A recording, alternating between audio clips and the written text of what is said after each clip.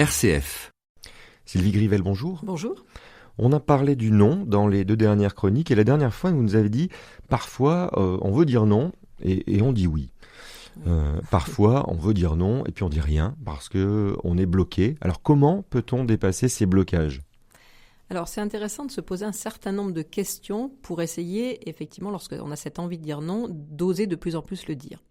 Alors la première question à se poser face à une demande, à une sollicitation, avant de se positionner, c'est de se poser la question « ai-je envie de dire non ?» Ça, c'est la première question. Ensuite, derrière ça, c'est d'identifier quels sont mes désirs, mes besoins ou mes limites.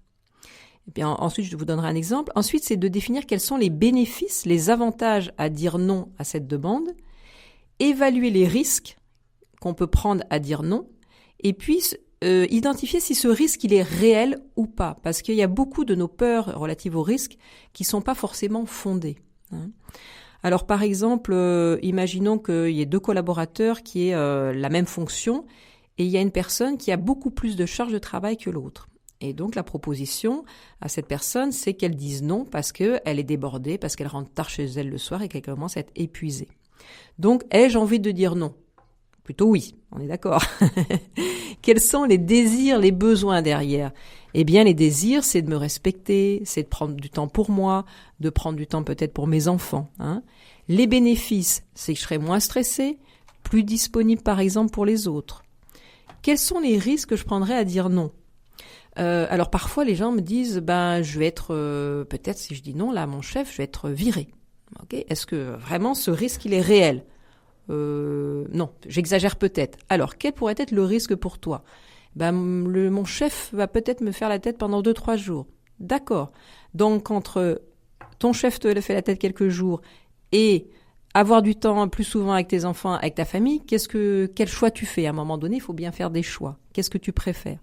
Et donc là, la personne va décider ou pas de dire non relatif à ces différents questionnements, en fait. C'est vraiment un cheminement intérieur quelque part pour savoir si on souhaite ou pas dire oui ou non à une demande. Est-ce que vous conseilleriez de se méfier de notre spontanéité finalement ? Parce que quand quelqu'un nous pose une question, on a envie de dire oui ou non tout de suite.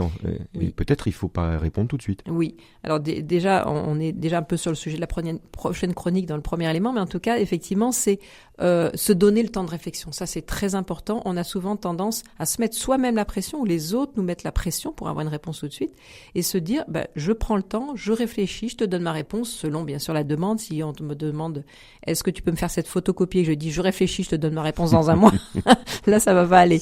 Mais sur certains types de demandes, sur une nouvelle mission, un nouveau projet, je réfléchis, je te donne ma réponse dans une semaine ou dans 15 jours avec les éléments que j'ai.